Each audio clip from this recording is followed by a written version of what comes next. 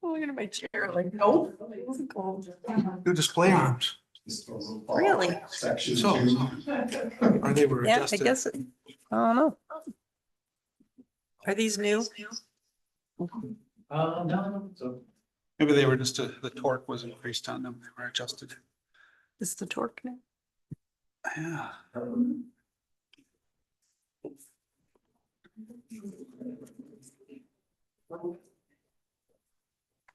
Turn the torque up on them and then they. Flop around. Oh, you did. Okay, I show it 6:30. So we'll call to order this meeting of the Finance and Personnel Committee for January 7th, 2025. Bill, would you do the roll call, please? Heniro, Here. Larman, Here. and Jackson is anticipated. We do have quorum. Okay. Next, the approval of the minutes. Alder Lorman, do you have any corrections to the December 17th, 2024 Finance and Personnel Committee meeting minutes?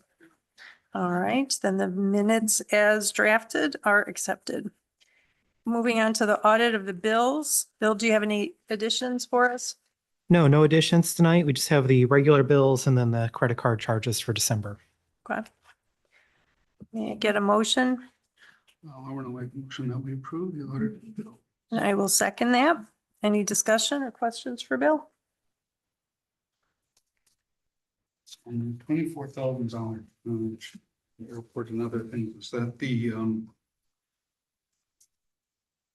architectural Or- design work being Is that- carried out on behalf of Dane County? For meet and hunt, Yes. yeah, that is for the legal descriptions and recording for the airport hangar parcels to get them set up as real estate parcels with Dane County. All right, thank you.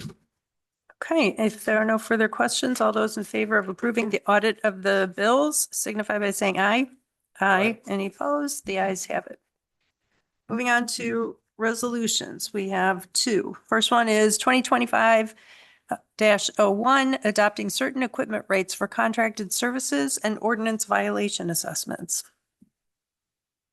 Make a motion.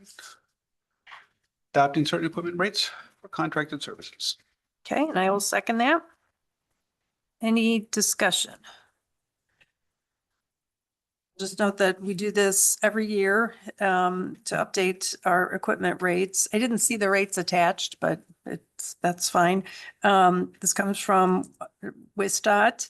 And it says in the memo that these will be up, WISDOT will update these sporadically. And so my question that I posed to Bill earlier today, and I hope we can talk about it at a future meeting, is whether this resolution could be structured in such a way as to not require council to adopt an annual one, but just adopt a policy of always using the WISDOT rates. I had talked with Larry Beckler some years ago about that when he was city attorney, and his recommendation at that time was that we do it annually just to make sure that we're keeping ourselves current and using the best information available.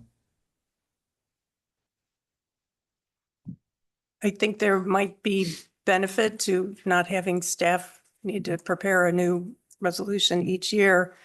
It's, Matt, do you have any? Well, I mean, the preparation, the resolution is fairly much the same every year and going through it. There is always the argument that, you know, if you've just delegated your authority to establish what these rates are, unless you have actually reviewed them and adopted them.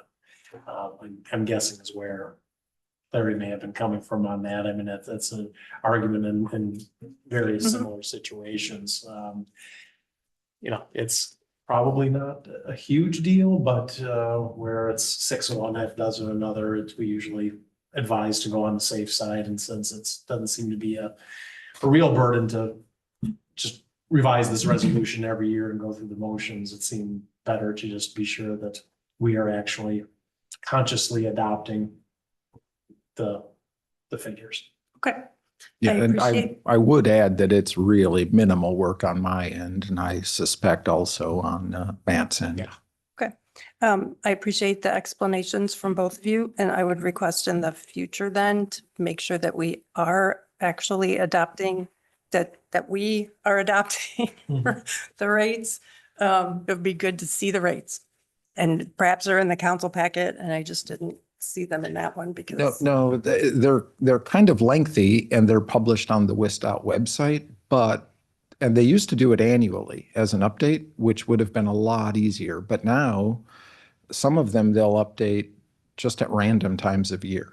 And that's been much, much more difficult than to try to pin down an actual event date, if Do you they will. push out a notice to everyone to let No. you know it's been changed? Okay, They don't. just curious. All right. Okay, if there's any further discussion? All right, hearing none. All those in favor of approving resolution 2025-01, adopting certain equipment rates for contracted services and ordinance violation assessments, signify by saying aye. Aye. Aye. Any opposed? The ayes have it. I'm going to, if there's no objection, I'm going to bump this resolution 2025-02 down to when we actually talk about the change orders, since they're related. We'll take care of the ones that we can get through without a lot of discussion. So we'll go to agreements and contracts. We have 4. The first one is annual monitoring agreement with USGS Study 150. This comes to us from the Water Resources folks. Can I get a and for the motions tonight, for all the things that come next, please specify a not to exceed amount so that it matches up and is consistent with the council agenda. Okay, so, I can give you the amounts. so okay. So this one should be not to exceed $55,000. So, motion to accept the annual monitoring agreement with USGS Study 150, not to exceed $55,000. Thank you. And I will second that. All right. Discussion. Just question, I guess. So there's this, but then there's also, The Black Earth Creek one. yeah, so it's like, well, okay. Is there a replication here or are we talking different? Maybe we're talking different bodies of water. It's different. Well, this is the Black Earth Creek, which we'll get to in a minute. That one is the one that came before us and we had a proposal for a lot more than this. I think it Yeah. was $25,000. Yeah, sounds right. And we didn't like that idea Nope. because we only a teeny tiny little bit of Middleton is in the Black Earth Creek watershed. This is our watershed. This one is our Yeah, this watershed. is North and South Fork of the Pheasant Branch Creek and City of Middleton. So I believe it's just City of Middleton and USGS partnering on this location. Okay, so they're not even related. Yeah, and this is an ongoing one. The other one is a fairly new one. And this one is funded through TIF, but then we also need to, well, the Water Resources Commission was talking about this, so we need to identify a source going forward once TID 3 closes, a source of funds for this. Okay. All right. Any further questions? No, All right, then all those in favor of approving the annual monitoring agreement with USGS Study 150 signify by saying aye. Oh, I'm Aye. sorry, Oh. in an amount not to exceed Aye. $55,000 signify by saying aye. aye. Aye. Any nays? The ayes have it. All right, moving on to number 2, Black Earth Creek Watershed Monitoring Cost Share. This also comes to us from Water Resources, but from back in July. And this amount should be not to exceed $4,000. Okay, so I'd like to make a motion to accept the Black Earth Creek Watershed Monitoring Cost Sharing Project 25-110 to not exceed $4,000. And I will second that. Any discussion of this? No, I may. Okay. Council was pretty clear on their support of it at that time. I guess now it's just coming back for, For an annual, for 3 more years, because Yep. we did budget 1,000 for this year. Okay. All those in favor of recommending approval of the Black Earth Creek watershed monitoring cost share in an amount not to exceed $4,000 signify by saying aye. Aye. Aye. Any opposed? The ayes have it. Moving on to amendment number 1 to agreement with, I always have to ask, Raymaker? Yeah. Okay, Raymaker and Associates for Middleton Hills, Southeast Pond and Spring Hill Pond dredging and rehabilitation. And this comes to us from Water Resources. Okay, I'd like to make a motion for Amendment 1 to agreement with Raymaker and Associates for Middleton Hills, Southeast Pond and Spring Hill Pond dredging and rehabilitation project 21-107, not to exceed $3,125. Thank you. And these are in my district, so I'm very happy to second that motion. Any discussion? Nope. I think 2025 will be the year. I certainly hope. Okay, all those in favor then of recommending approval of Amendment 1 to agreement with Raymaker and Associates for Middleton Hills, Southeast Pond and Spring Hill Pond dredging and rehabilitation in an amount not to exceed $3,125 signify by saying aye. Aye. Aye. Any opposed? The ayes have it. All right, we're going to discuss the change order. Go back up. Well, I'm going to do this one first because if the change, depending on what we do with the change order, we might not, we will either approve or deny the resolution. So this, I can tell you the page, 40. Okay, I got it. 22. page 22.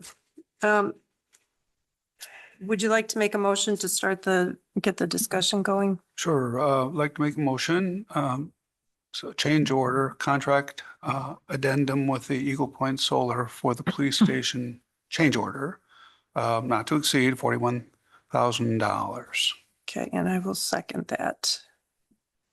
All right, discussion, and Kelly, I would like to hear from you on this. So I noted in the memo, it says staff is seeking approval or denial, which is that may be the first time I've seen that wording, because usually it's approval. And so I just want to hear from staff. My reading between the lines would seem to indicate that maybe it's time to rethink investing more in this project, but maybe that's just my impression. So I'd like to hear from you, Kelly, what your recommendation would be. Yeah, I'm really honestly looking for guidance from council because at this point, I feel like it's a fiscal decision and this project's gone on since 2021 and we've had quite a few challenges. I don't think that the challenge for this latest situation is insurmountable.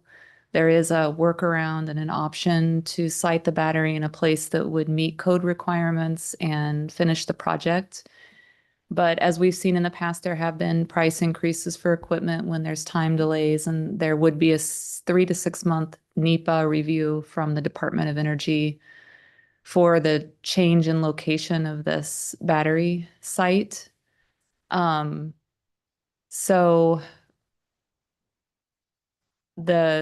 I think it was a long memo and I wanted to make sure that everything was laid out so council could look at this and see, what has happened in this project and what do we think? What Yep. do we want to stick with it or not? I mean, I would love to see it through to completion. I know we started this project when microgrids and battery storage in commercial type settings was still cutting edge and new. And so the PSC really wanted us to complete this project and find a way through it. So in that sense, I would really like to do that. Another thing to consider, and it's written in the memo, is I don't know what would happen if we terminated the project. I would be working with Matt Fleming and the PSC on reimbursement through the grant. The PSC's told us to go ahead and bring this to council and then talk to them about next steps, depending on the outcome of what council decides. So that's not really an answer. I don't have a very firm recommendation. I would love to see it happen, but it's ultimately, I think, a fiscal decision for the city. Okay. And Kelly, can you tell us what have we currently spent for this project? We've spent, I think, approximately 43,000, and that's in design and engineering consulting fees, which is, our grant originally was for $30,000 of design engineering, but then the project stretched on so long, there was an additional 13,000 that the design engineers requested that did fit in with, where we were at on city budget allocation. And so it's been 43,000 of design engineering. And then we did have a bid that came in for 369,000.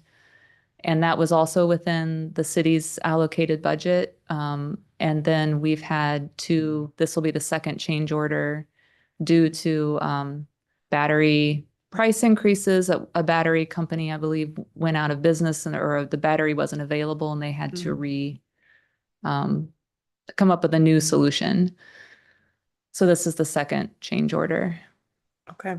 And it's not clear if we'd have to eat that $43,000 if we don't go forward with the project, or would we definitely have to?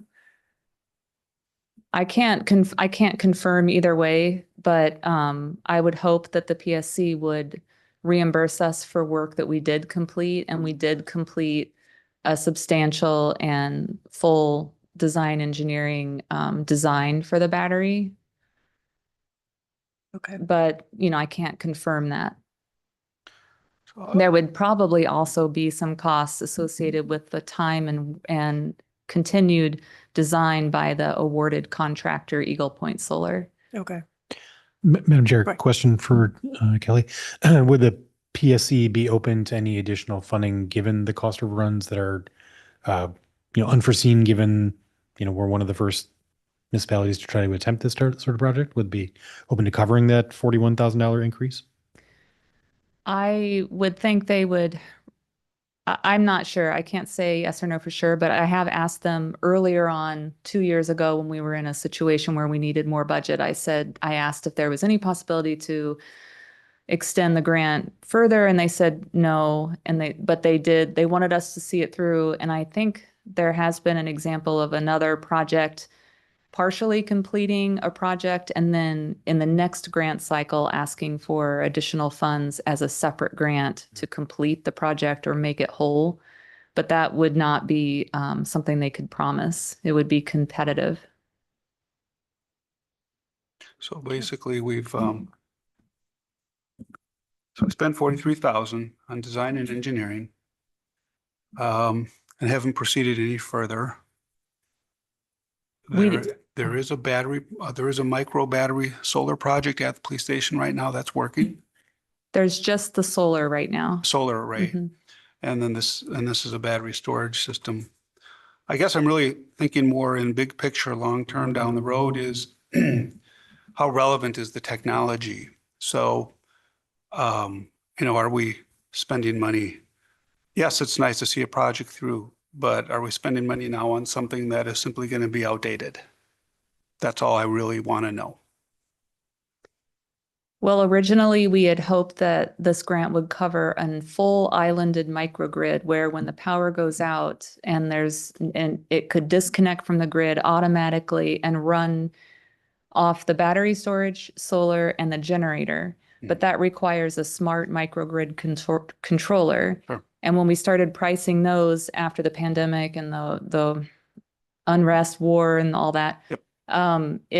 The controller became the fiscal, the feasibility problem.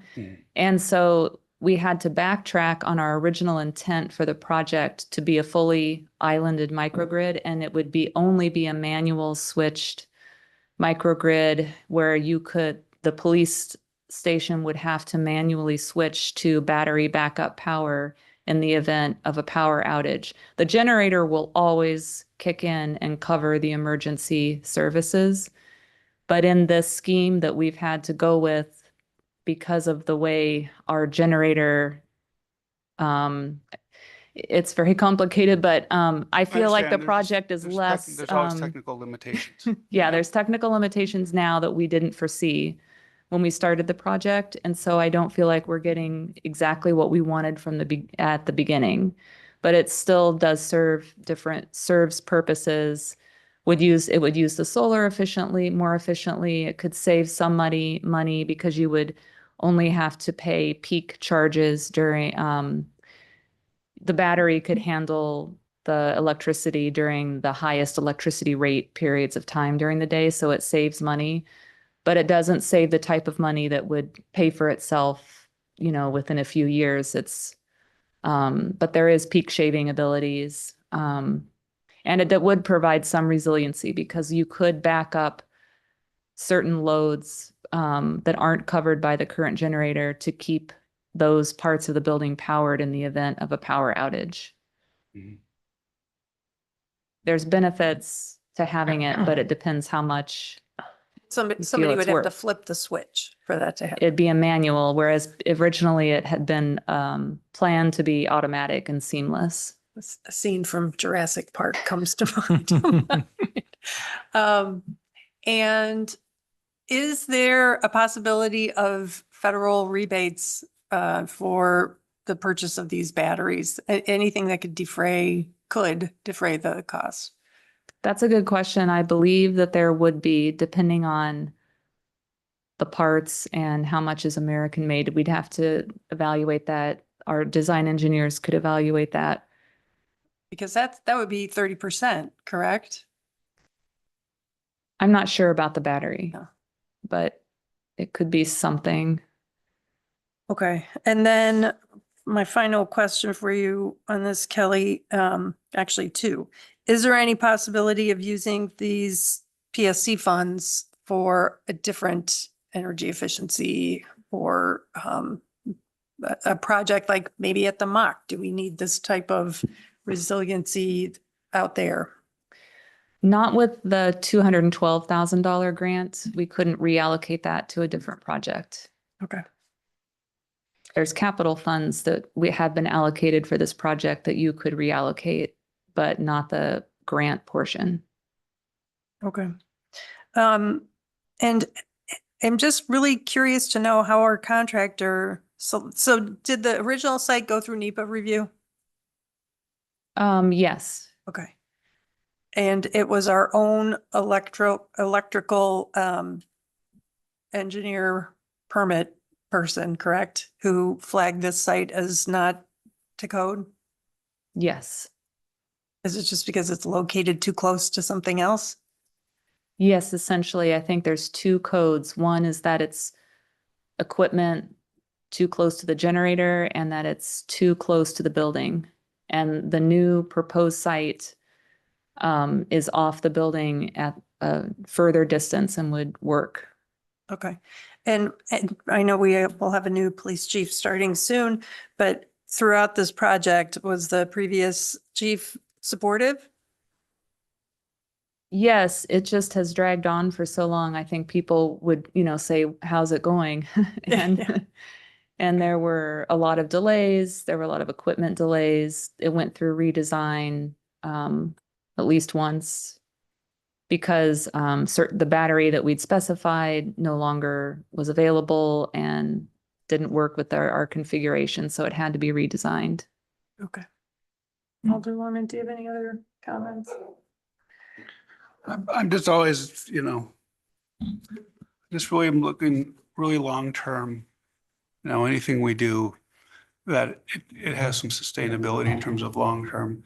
I'm really not so focused on saving small amounts of money through, recovering from the battery. To me, it really is the long-term and sustainability of the technology.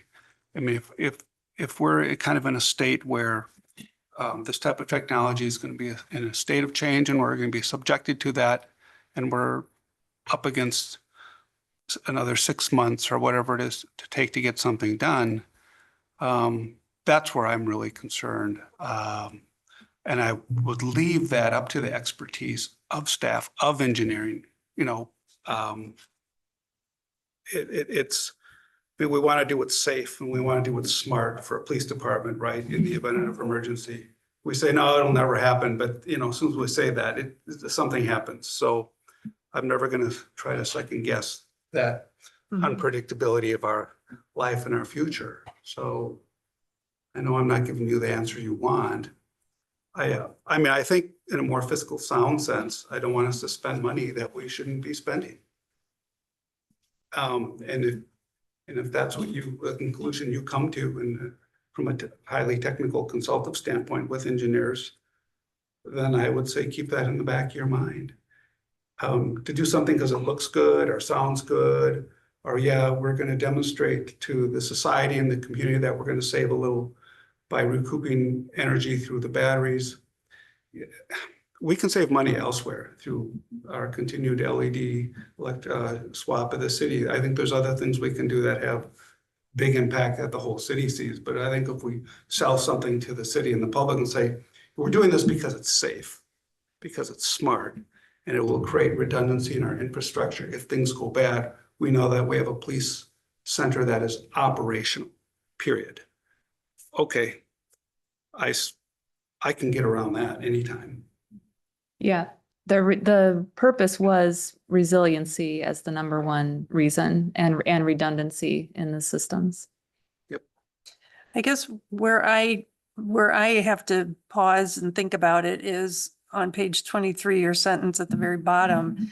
A manual switch option was designed for the project, still enabling the battery to provide additional resiliency, but not the intended full islanded microgrid function. And I agree with Alder Lorman. If, I think of this, even though it's solar, I think of this as a police department, an improvement to our police station, a critical one. So for that reason, I can tolerate higher costs than I would for, say, we had an estimate of $100,000 for heat pumps for the senior center, right? I'm not going to go with that, but I could see spending more for this project because of its public safety and security function. But the idea that it's not the intended full islanded microgrid function, I guess I read that and I wonder, Kelly, is it just having to switch it manually? Is that the only difference between what was originally planned and what we would be getting with this investment?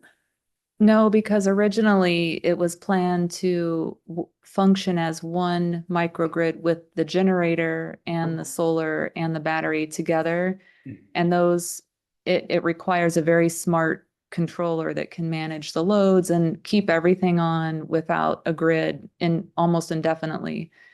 But this wouldn't include the generator. The generator will be doing its thing to keep the critical loads functioning at the police station. But because we don't have the smart microgrid controller, and it doesn't make financial sense to get a microgrid controller that would work with our current generator, it's a much more limited function. Then that makes me ask, how old is the generator and how much would replacing the generator cost? That was one of my questions, and I don't know if there's a real answer to that, but the engineers did say if you get this battery installed and then you replace the generator in the coming years, at that point, you would be able to purchase a much more affordable microgrid controller and actually see this through and have a microgrid. But our generator doesn't work with a microgrid controller very well. There's workarounds, but it's too expensive. Yep. So Okay. in the future, we could do that with a new generator, but I think that's further out, Okay. years away. Thanks. Alder Lorman, Sure. would you like to make a motion? Excuse me, Captain Lothar is on the Zoom and has his hand Oh, raised. okay. Thanks, Bill. Can you guys hear me okay? Yes. Okay, sorry, I don't have video. I'm away at training this week, actually up at Fort McCoy, but I just wanted to join and shed a little bit of insight. So I heard you talking, kind of asking for the previous chief's input as well. Just to give some PD perspective on this, we're supportive of kind of the project, the overall goal. I kind of share Kelly's disappointment that obviously it isn't what was originally intended. But I also just need to be honestly, I guess from our perspective, when I saw this plan laid out and saw the potential that some of these funds could be used for the lighting at the PD. If you're not aware, when we did the LED retrofit a couple of years ago, that wasn't done to the best of its ability, and our lights are failing to the point that lights are repeatedly flashing in employees' offices. So I think that is a project, along with perhaps things like our boilers that are failing repeatedly at the PD, that those are things that I would love to see those funds spent on that would have a more immediate impact for our staff.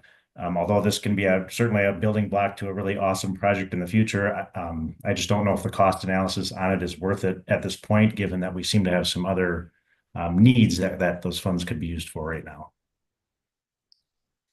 Thank you for that. If let's say we had funding to address the flickering lights and the heat, would this microgrid project and battery project be something that you would find beneficial for the police department? I do think there's some benefit to the project, and I appreciate the long-term aims of it as well. I drive an EV, have solar panels on my house. I appreciate all of that, and I fully align with it. And I do think there's some capabilities there. Just back to the kind of the cost measures that Alder Lorman's talking about. From my perspective, I'm not sure this is really going to be much of a cost savings when we're talking about the peak shaving, that sort of thing. If we're able to do all of those things, yes, then we would support that.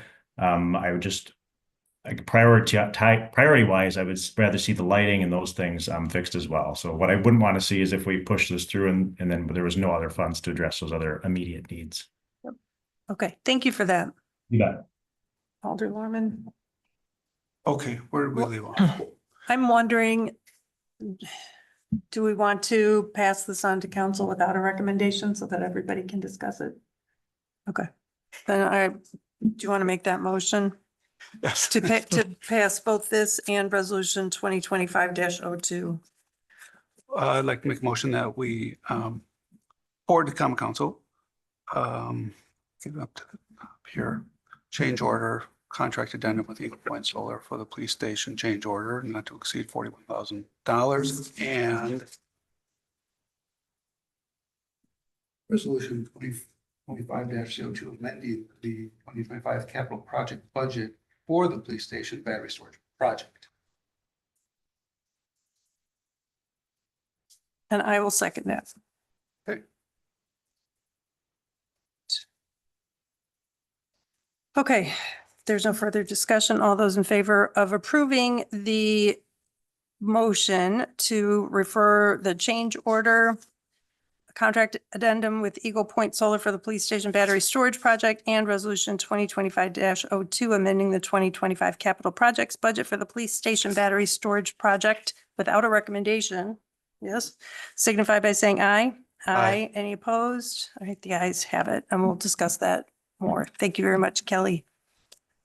All right, moving on to bids and quotes. We have two. First one is approval of quote to Ag Pro Companies in an amount not to exceed $18,000 for an electric mower for Pleasant View Golf Course. And this comes to us from the Golf Course Advisory Committee.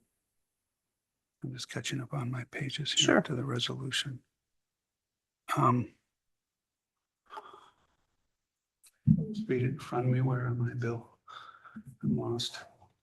Yeah, okay.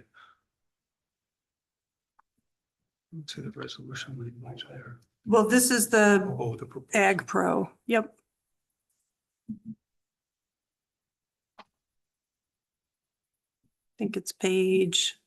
Okay, so in front of us is Pleasantville Golf Course staff is seeking approval to quote from Ag Pro Companies for the Mean Green electric powered variable 60-inch mower in the amount of not to exceed or just $18,000. Not to exceed $18,000. On the agenda, it says amount not to exceed. Okay. So you're making that motion? Yep. All right, and I will second that.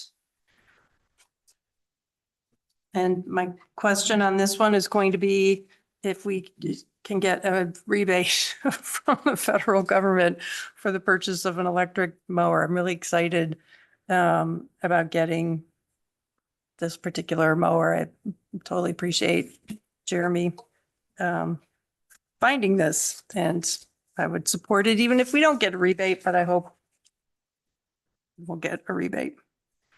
Okay. If there's no further discussion, all those in favor of recommending approval of quote to Ag Pro Companies in an amount not to exceed $18,000 for an electric mower for Pleasant View Golf Course signify by saying aye. Aye. Aye. Any opposed? The ayes have it. Our second one is approval of quote to Porter's Lawn and Power Equipment in an amount not to exceed $18,000 for a zero-turn mower for Pleasant View Golf Course. I'd like to make a motion for the Pleasant View Golf staff's recommendation to seek approval for the quote for the Porter Lawn and Power Equipment for 2019 Toro 96-inch diesel. Thank you. I will second that. Any other discussion? Appreciate the work they put into, you know, the comparison and just being straightforward about capabilities, limitations, capacities, and so on and so forth. Yep. So thank you for, no, they're not here, but thank Yeah, you for the seriously. diligence. Yeah, I appreciate it too. And I wanted to note, both of these expenses are in the reports, I'm sorry, the bills, list of bills. Because as Jeremy noted in the, They were pressed for time. well, yeah, it was a first come, first served thing. So if we had declined to approve this, we would have pulled those checks. So, okay. All right, then all those in favor of recommending approval of quote to Porter's Lawn and Power Equipment in an amount not to exceed $18,000 for a zero-turn mower to Pleasant View Golf Course signify by saying aye. Aye. Aye. Any opposed? The ayes have it. Our last item is, we saved the best for last. It's an update on the GFOA Certificate of Achievement for Excellence in Financial Reporting. Bill, take it away. Yeah, thank you. The city recently was notified that we have achieved the Certificate of Achievement for Excellence in Financial Reporting for our 2023 Annual Comprehensive Financial Report. This is the sixth consecutive year that the city has qualified for that award. And I think it speaks to the quality of our financial accounting and our financial reporting and the support that the city has shown for that with both finance department, but really beyond finance throughout the entire city. There's a lot of people and a lot of departments that work together to make sure that we have quality information that gets reflected in those statements. And I think it's an indication for the public, for our residents, for those that are purchasing City of Middleton debt when we go to the market and issue debt, that there's a high level of confidence that we're reporting information accurately and completely. So great recognition for the city. Well, and Bill, we all know who deserves the lion's share of the credit. And if those watching and listening don't know, it's Bill Burns who deserves it. So Yes, yeah. really super excited. Thank you for all you do for us, Bill. Every time I'm involved in the Dane County Cities and Villages Association, every time I mention to colleagues from other municipalities that I'm from Middleton and we talk about finance, they're always like, oh, Bill Burns, you're so lucky to have Bill Burns. So. First thing we always hear is Yeah. Bill Burns. Yep. So Thank you. don't go anywhere, Bill. And I note that the memo indicated we should arrange for a formal presentation of the certificate and award that's going to happen tonight at the council meeting. Is it? Do we have that or will that be in a future meeting? Yeah, we have a plaque which is out in the lobby, and then each year they send you a new medallion to add to that plaque. So we don't have that physical medallion to place on it yet. So we could perhaps do something when we have that. Okay.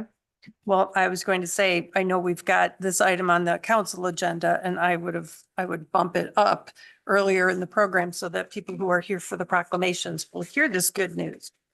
All right. Well, that was an item for information only. So again, thank you. We've reached the end of our agenda and we are adjourned. Thank you. Lots of.